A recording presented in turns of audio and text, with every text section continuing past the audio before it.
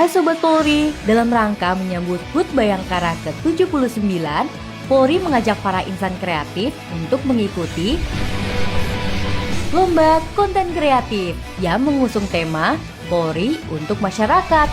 Terdiri dari lomba film pendek, TikTok, konten infografis, fotografi, cerita pendek, mendongeng, artikel jurnalistik, video edukasi Polri, karikatur, dan pembuatan lagu.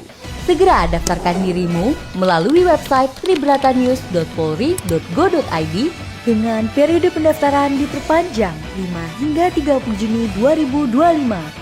Ayo, jangan sampai ketinggalan dan raih total hadiah hingga ratusan juta rupiah.